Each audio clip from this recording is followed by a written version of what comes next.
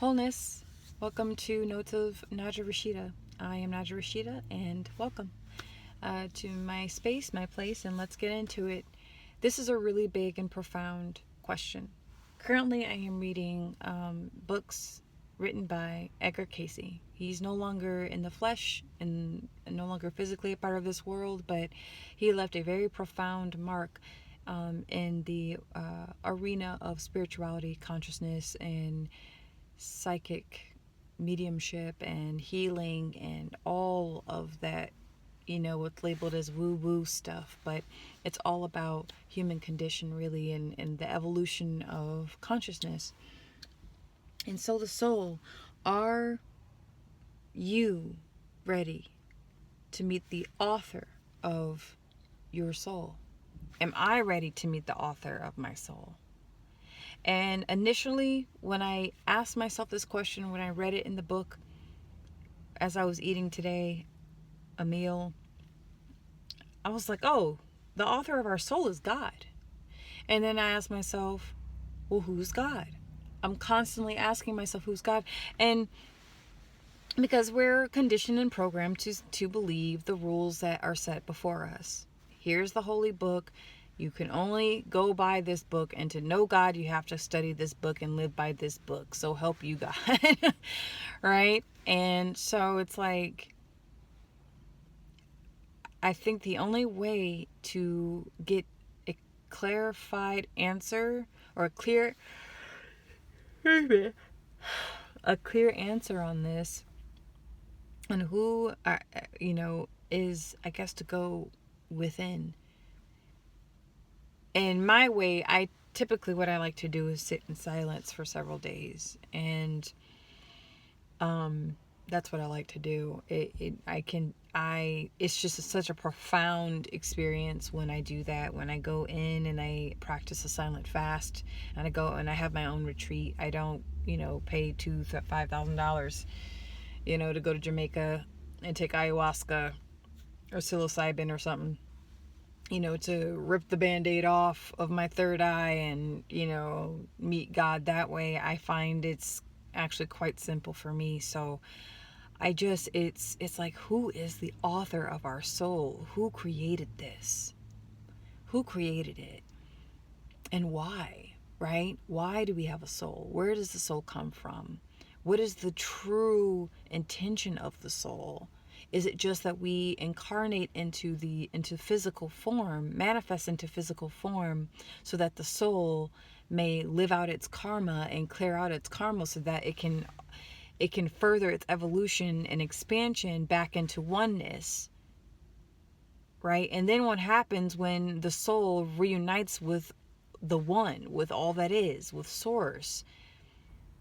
Will source then fragment itself yet again into millions and trillions of little pieces, thus to only embark on this journey again and again and again? What's the point behind all of this?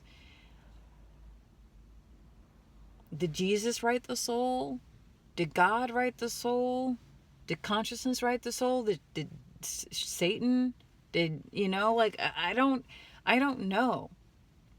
I can only go off of what I've been shown through my own personal experiences, and I think that's valid enough for me. I don't necessarily need to go to gurus anymore, or, like I have anyway. I've never really been that type of a seeker, because there's different seekers. There's seekers who need a leader. They need someone to follow, and I have just never been that. I've always kind of been, devil's advocate, or just kind of the observer, the record keeper, the one that watches, and I act basically on intuition and guidance. Almost every single decision that I've made in my life has been based off of just following my inner guidance. And sometimes when I followed my inner guidance, the experiences weren't all that great. And you would think, right? You're like, well, I trust my intuition enough. I trust my internal compass. I trust this guidance I'm receiving right now enough. It should be okay. This should be a wonderful experience. And usually, sometimes it's not. Sometimes it goes against every fiber of what is right for you, but it's for your growth and evolution. And evolution is not kind and sweet and nice, nor is it all dark and evil and glum and gloomy. It's a mixture of all of it. So that's my question is like, who is the author of my soul? Am I the author of my soul? Like, it's very, that we're told that we have free will, we have choice. Do we really have a choice? Do we really have free will? Or are we already set up? Is our destiny already predetermined? Can we outgrow what comes natural to us that no longer serves us? I know I'm asking a lot of questions, but these are questions I ask myself, and I know I'm not the only one asking. I'm not the only one pondering. And yes, I feel very grateful to have the space to, ask myself these questions. It's very difficult when you're sharing space with another or raising children, right? When you have a very powerful, strong emotional bonds with other people, I find it's that much harder to, unless they're on the same exact frequency that you're on, it's very difficult to try to self-reflect and to see your relationship with yourself and what that's like. It's very difficult for parents to do it. It's very difficult for people who are married or people who have dependents, or they're just in some way they're overwhelmed by constant distractions from the self. So I'm very grateful, and it's a privilege to be able to have the space and the health and the energy and the passion and drive to explore this curiosity of mine. But who's the great director? Are we the directors of our life?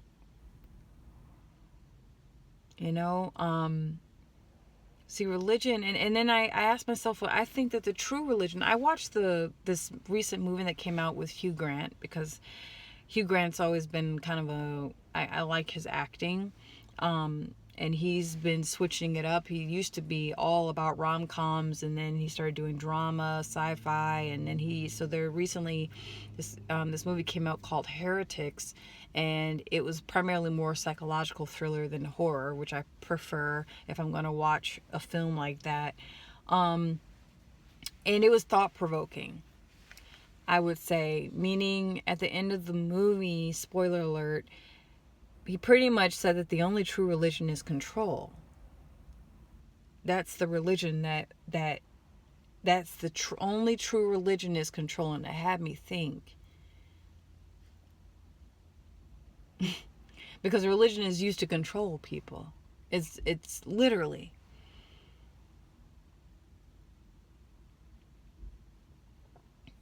It's quite scary and profound.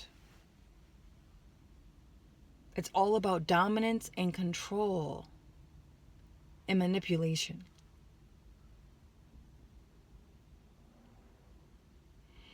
Because we all want to feel part of something. We're human. Human beings have this innate desire to be a part of a group. We're social.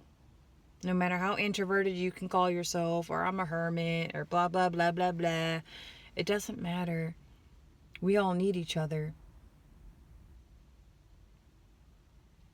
But it's so nefarious how this is set up.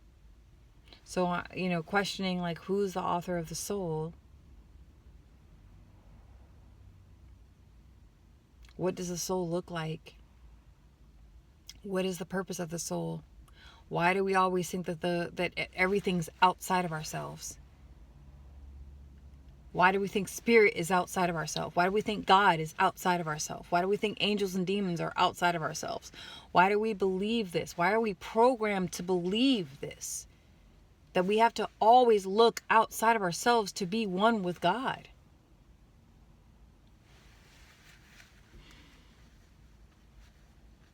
in Christianity, they have this belief that you're born in sin, that you are born sinful. Like you're born wrong and cursed almost. Whenever I hear that phrase, you're born in sin, it's like, oh, you're cursed. What? It's just, it seems there's so many things about religion that seem so ass backwards. It's like, no, this is part of something, a nefarious plan to keep human beings under control and manipulated and cut off. There are a lot of truths in religion, right? But we rely on the jinn. That's what religion means, etymology anyway. Rely on the jinn. What is the jinn? The jinn is a genie. The jinn is the wizard. The jinn is an unseen entity that tricks. It's a trickster. It can be anyway.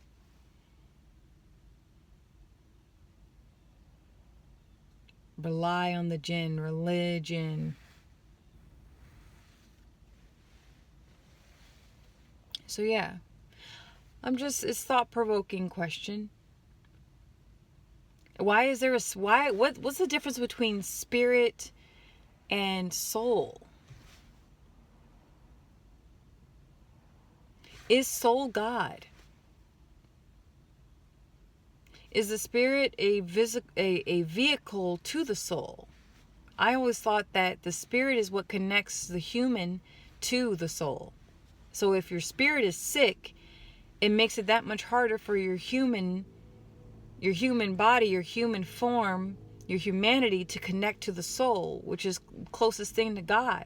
But what's the difference between soul and God?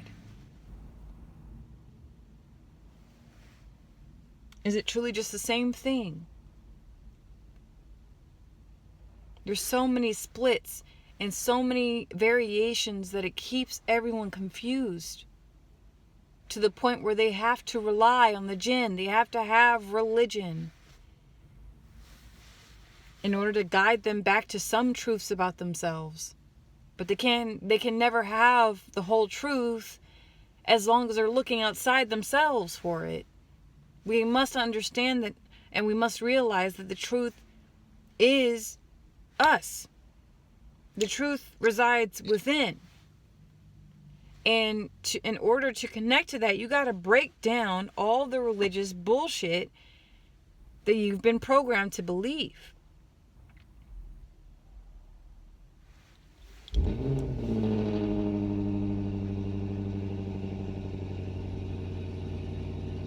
I'll take that as a sign from the universe that was right. Oh, goodness. I never understood that with sound. Like, why? Usually it's men. I don't see a lot of women that are like, yeah, let me take my muffler off so it can sound like a tornado coming down the street. I don't know what it is about that men like so much. I don't know. It's like chug chug chug chug chug chug chug chug chug. It's like, okay. It's loud. But yeah, that's where I'm gonna kind of end this video. Who's the author of your soul? Is it your Jesus? Is it your Allah? Is it Yeshua? Is it Yahweh? Is it Zeus? For my pagans out there. Is it Athena? Is it the wind, the water, the fire, the earth? I don't know. Is it...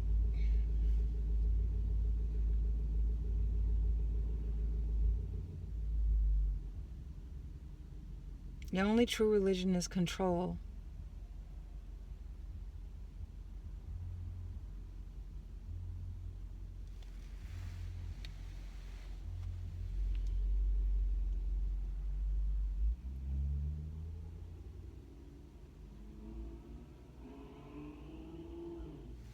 That's all. Let me know what you think and feel.